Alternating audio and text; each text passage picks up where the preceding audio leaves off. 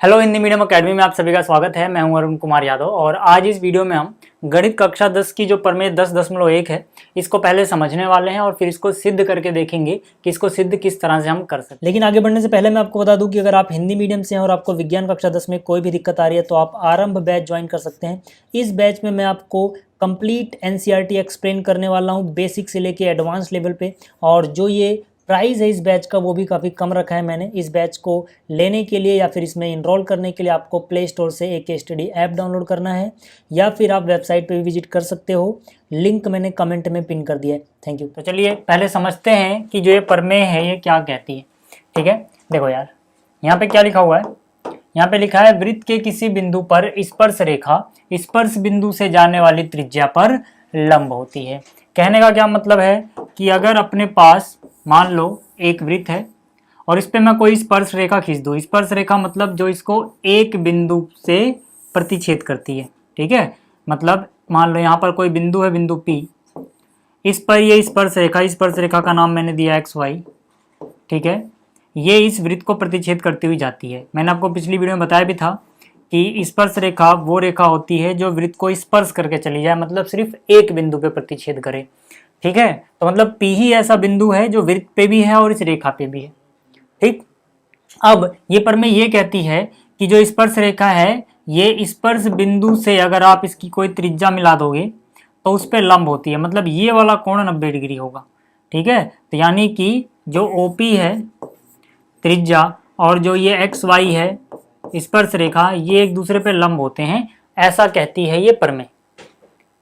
ठीक है, जहां पे P स्पर्श बिंदु है, O केंद्र है, XY क्या है, स्पर्श रेखा है।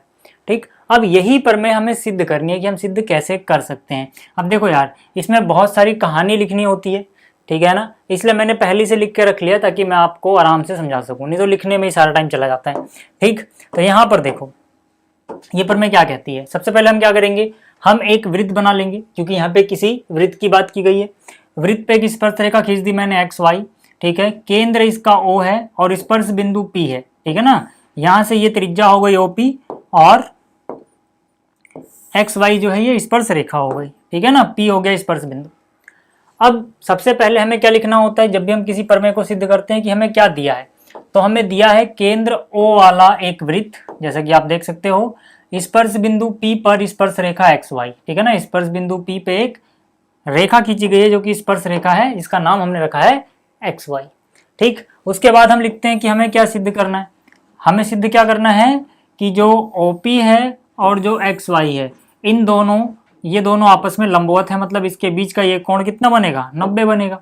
ठीक है, या फिर आप सीधा सीधा लंब का निशान लिख दो। ठीक है ना, ये लंब का निशान है, तो मतलब OP और XY एक दूसरे पे लंब है, ये हमें सिद्ध करना है। ठीक, अब इनको हम कैसे सिद्ध करेंगे कि एक दूसरे पे लंब हैं।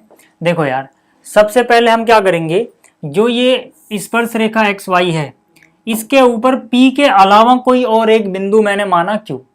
ठीक है, P के अलावा कोई एक बिंदु, भाई इस रेखा पे बहुत सारे बिंदु होंगे तो कोई एक बिंदु को मैंने Q मान लिया।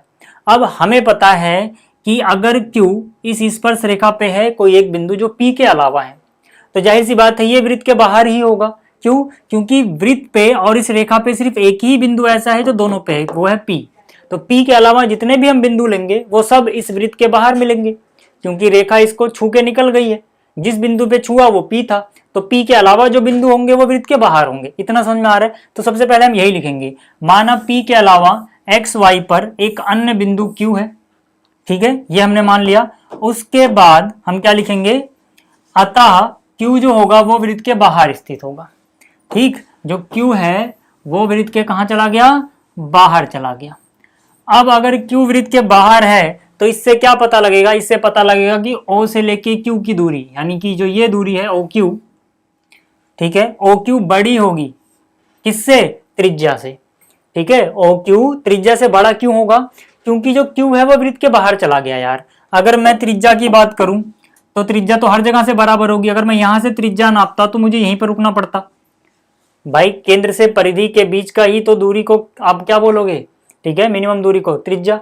तो ये त्रिज्या से आगे बढ़ गए, यानी कि जो OQ है O से लेके Q वो त्रिज्या से तो बड़ा होगा। ठीक है, अब इसका रीजन क्या है? अगर आप लिखना चाहते हो कि ओ क्यू त्रिज्या से बड़ा क्यों है, तो जो मैंने आपको समझाया वही लिख दो कि भाई ये बाह्य बिंदु है और केंद्र से किसी भी बाह्य बिंदु की दूरी त्रिज्या से तो अधिक ही होगी। ठीक है ना, कोई भी बाहरी बिंदु केंद्र से मिलाओगे तो उसकी दूरी त्रिज्या से तो अधिक ही होगी। समझ में आ गया? अब त्रिज्या जो है वो क्या है अपने पास, ओपी भी तो त्रिज्या ही है, त्रिज्या कहीं से भी नापो। तो मैंने त्रिज्या की जगह नीचे क्या लिख दिया है, ओपी, मतलब जो ओ क्यू था उसकी जगह ओ क्यू लिखा। बड़ा होगा ये किससे, त्रिज्या से, त्रिज्या क्या हो गई, ओपी हो गई। ठीक है, अब यही चीज मैं कोई भी बिंदु ले लूं, जैसे मैंने यहाँ पे क्यू लिया था, मैं यहाँ पे कोई एक बिंदु ले लूं या फिर यहाँ पे कोई बिंदु, यहाँ पर मतलब P के अलावा कोई भी बिंदु मैं इस एक्स वाई पे लूंगा तो वो वृत्त के बाहर ही होगा। तो जब भी मैं इसको केंद्र से मिलाऊंगा तो केंद्र से बाह्य बिंदु की दूरी हमेशा OP से तो ज्यादा ही आएगी, कोई भी बिंदु मैं यहां से मिला लूं। ठीक है ना? ठीक, तो जैसे ही इतना हुआ तो यहां से हमें एक बात क्लियर समझ में आ रही है कि अगर मैं केंद्र से इस रेखा की दूरी निकालना चाहता हूं तो OP जो होगा ये सबसे न्यूनतम दूरी होगी।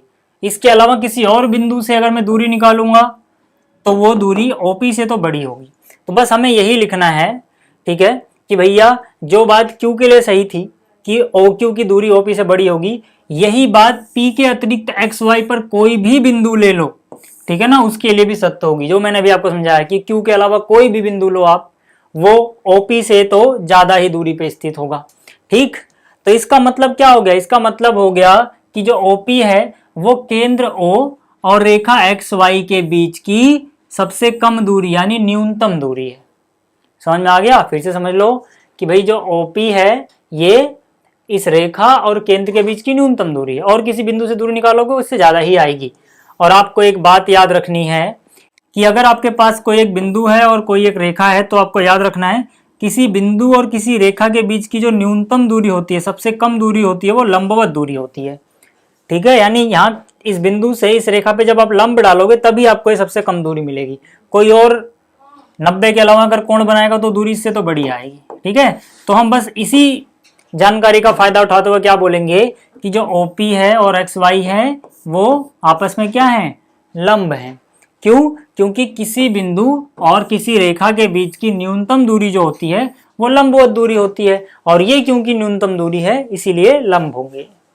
समझ में आ गया? तो इस तरह से हम इस प्रमेय को, ठीक है, सिद्ध कर सकते हैं। तो मैं उम्मीद कर रहा हूं कि आपको ये समझ में आ गया होगा। इस वीडियो में इतना ही, जल्दी मिलेंगे अगली वीडियो में। इस वीडियो को देखने के लिए धन्यवाद।